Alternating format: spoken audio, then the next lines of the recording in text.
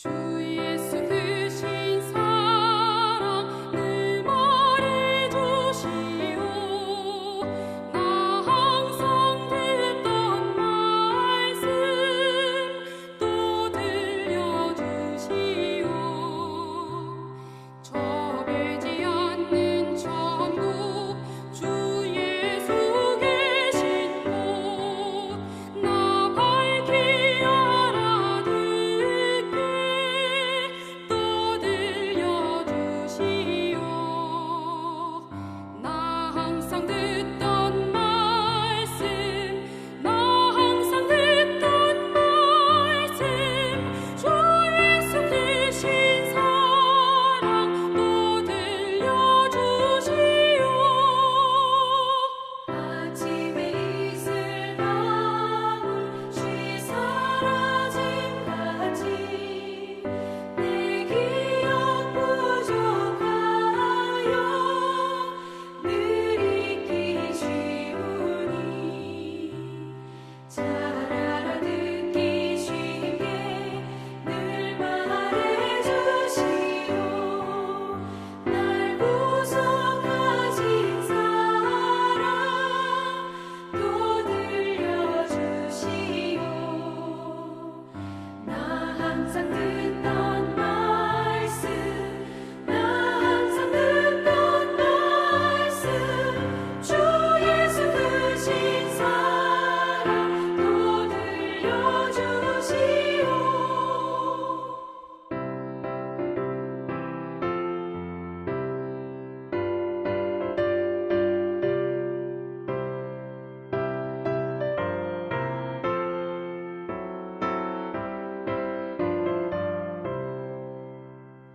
주 예수 나를 위해 이 세상 오셔서 날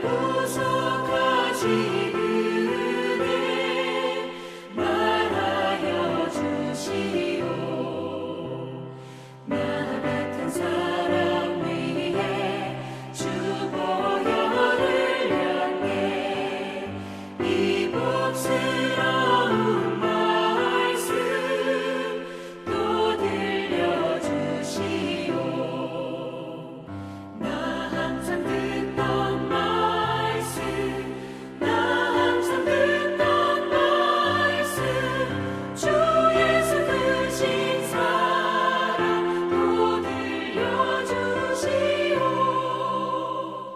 이 세상 헛된 영광 날 미혹할 때에 주 예수 크신 사랑 늘 들려주시오.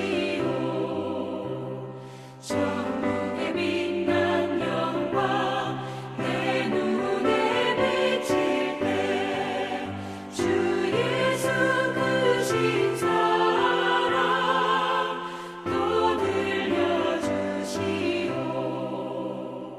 나 항상 듣던 말씀 나 항상 듣던 말씀 주 예수 크신 사랑 또 들려주시오.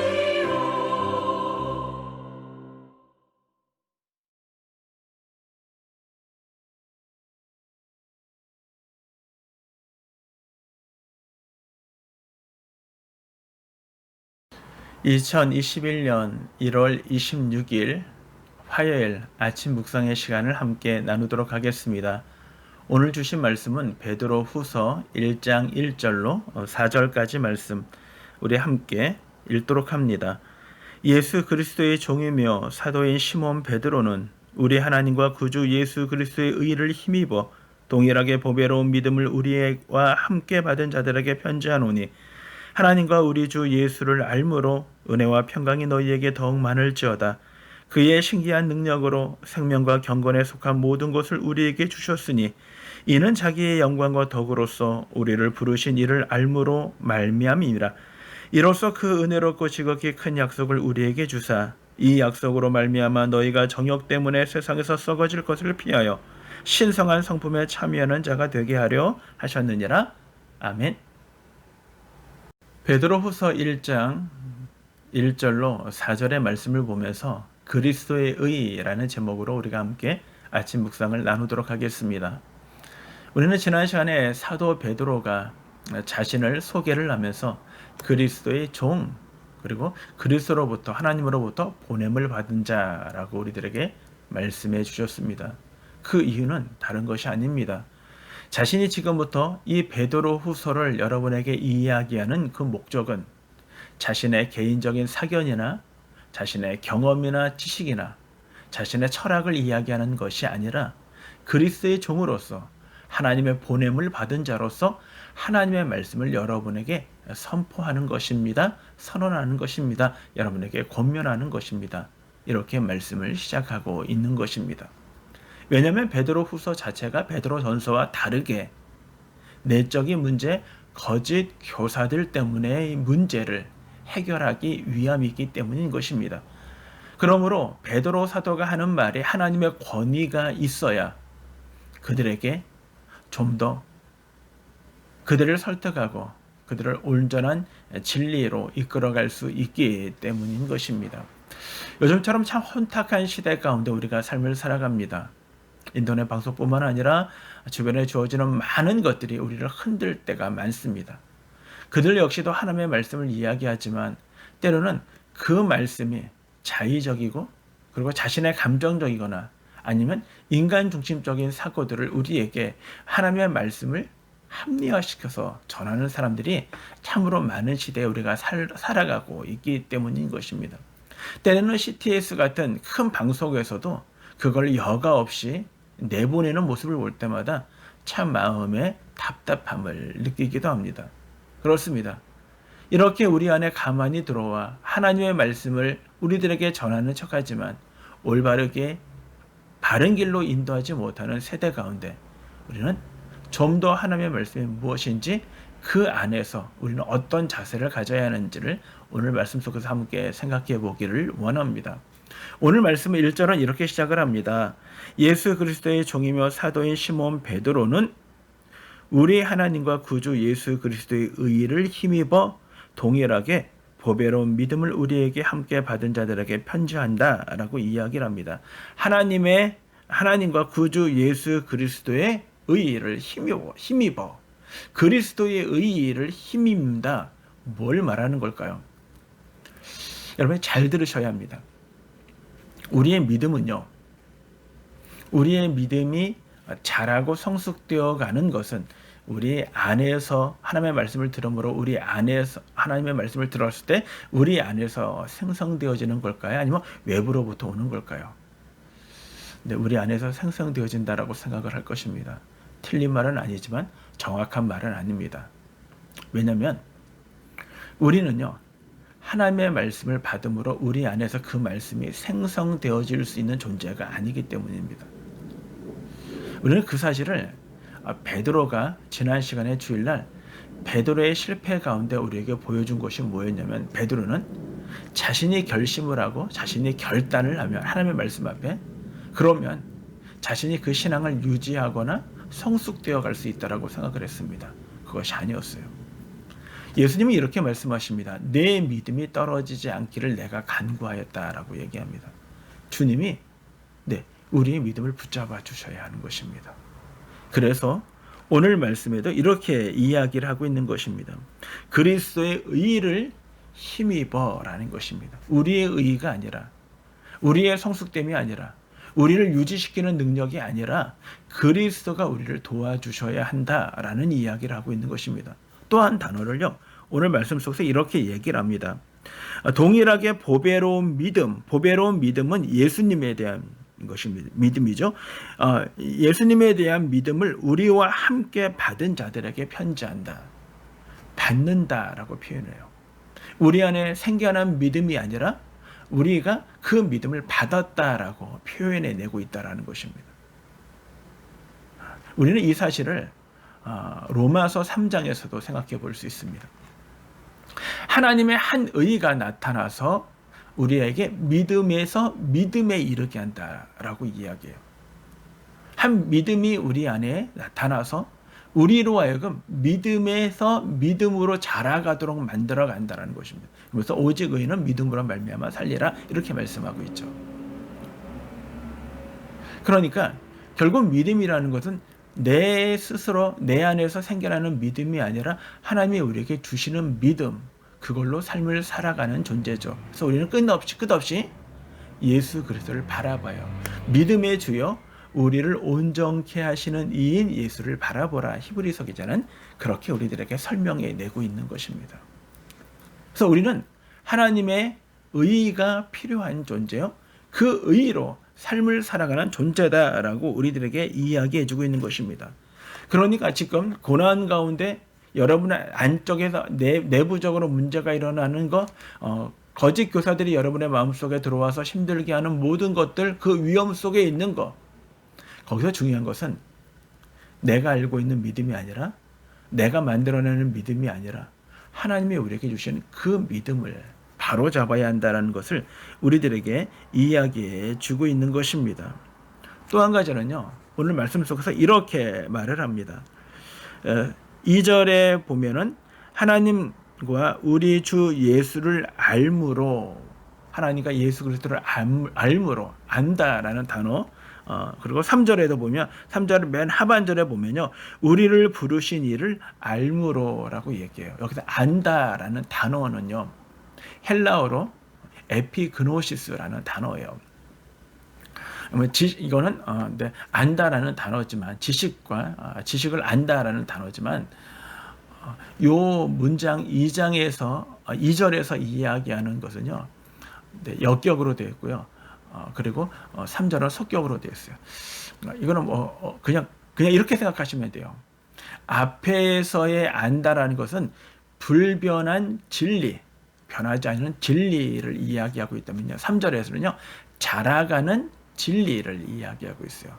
자라가는 진리에 대한 알물 이야기하고 있는 것이죠. 우리 이 사실을 이렇게 한번 제가 설명을 해드리겠습니다. 사도 베드로는 이 이야기를 통해서 뭐라고 얘기를 하냐면, 혹시 청년들은 나중에 이제 자매를 사귀게 되면은 한번 이렇게 한번 고백해 보세요. 나는 자매에 대해서 알고 싶습니다. 자매가 참 좋은 사람이라는 것을 알고 있지만 더 자매를 알고 싶습니다. 내게를 기회를 주세요. 목사가 제가 여러분들에게 연애에 대한 이야기를 하는 것이 아니라 바로 그 부분입니다. 사도 베드로는 이 소아시아에 흩어진 고난 가운데 있지만 교회 내부적으로도 문제가 되어지는 거짓 교사 때문에 문제가 되어지는 사람들에게, 이 거짓 교사가 우리가 들어올 때, 우리 공동체 안에 들어올 때 여러분들은 어떻게 해야 합니까? 그리스도를 알아야 한다라는 것입니다. 이 설명을 이렇게 요한복음 15장을 통해서 설명을 해드릴게요. 요한복음 15장은요, 포도나무에 대한 비유의 말씀이에요. 나는 포도나무여 너희는 가지니 너희가 내 안에 내 말이 너희 안에 거하면 라고 얘기를 하죠. 그리고 너희가 나를 떠나서는 아무것도 할 수 없다라고 얘기를 해요. 자, 포도나무는 예수님이십니다. 가지는요, 우리예요. 예수님 앞에 붙어있는 가지를 통하여 가지 끝에 무엇이 맺히냐면 열매가 맺혀요. 하나님이, 사도 베드로가 하나님의 말씀을 통하여 이렇게 이야기를 하는 것입니다. 우리가 열매를 맺는 곳까지 자라가기를, 성숙되어 가기를, 계속 알아나가기를 원한다라는 것입니다. 그 목적은 분명한 것이죠. 4절이에요. 이로써 그 보배롭고 지극히 큰 약속을 우리에게 주사 이 약속으로 말미암아 너희가 정욕 때문에 세상에 썩어질 것을 피하여 신성한 성품에 참여하는 자가 되게 하려라. 신성한 성품이라고 얘기해요. 어디까지? 신성한 성품에 참여하는 자. 신성한 성품이라는 것은 신의 성품을 이야기하는 것이 아닙니다. 옛날 성경에는 신의 성품이라고 번역되어 있어요. 근데 이것이 개역개정이 아니라 새 번역에는요, 뭐라고 하냐면 하나님의 성품 이렇게 되어 있습니다. 그리고 옛 성경에는, 그리고 보통은 신의 성품, 하나님의 성품, 주의 성품 이렇게 표현이 되어 있습니다. 이거는 하나님과 같게 되어지는 존재를 하나님이 우리에게 요구하시는 것이 아니에요. 하나님의 성품이 우리에게 나타나게 되는 그 결실을, 열매를 우리들에게 이야기해 주고 있는 것입니다. 그러니까 하나님이 우리에게 어디까지 자라가기를 원하냐면 열매를 맺는 데까지 자라가기를 원해요. 근데 이 열매는 우리가 하나님과의 알문요, 관계예요. 그러니까 어떤 관계를 맺기를 원하냐면 우리가 가지로서 하나님 앞에 붙어 있기를, 예수님 앞에 붙어 있는 존재. 우리가 예수님께 붙어 있으면 우리는 결실을 맺어요. 그런데 우리가 그 가지가 예수님이 포도나무에 붙어 있지 않으면 과실을 기대할 수가 없어요. 너희가 하나님 앞에서 자라가고 성숙되어 가기를 원하는데 어디까지? 열매를, 거룩한 하나님의 성품의 열매를 맺는 데까지. 그러기 위해서는 너희는 하나님을, 예수님을 알아가라, 자라가라, 성숙되어 가라, 이렇게 요구하고 있는 것입니다. 우리가 예수님과 올바른 관계를 맺고 있다면 우리에게 아무리 힘들고 어렵고 이단들이 우리에게 찾아온다 할지라도, 우리를 유혹한다 할지라도 우리는 넘어가지 않을 것이다. 이것이 베드로 사도가 우리들에게 요구하는 바인 것입니다. 말씀을 맺도록 할게요. 오늘 저와 여러분을 하나님은 성숙되어가는, 자라가는 사람들이 되어지기를 원합니다. 그래서 우리의 삶의 모습, 우리의 일터의 모습, 우리의 직장, 우리의 가정의 모습이 거룩한 열매를 맺어가기를 원하셔요. 근데 이 거룩한 열매를 맺기 위해서는 우리는 하나님과, 주님과 바른 교제를 가져야 합니다. 그리고 그 교제에 대한 알미 계속 배워야 한다는 것입니다. 오늘 저와 여러분 우리의 삶 속에서 주님을 알기를 원합니다. 주님의 말씀을 더 가까이 보시고 좀 더 많이 읽으시고 좀 더 많이 묵상하셔서 이 시대 하나님이 기뻐하는 거룩한 열매들로 맺힘을 받은 우리 신관계 모두가 되어지기를 주님의 이름으로 축원합니다.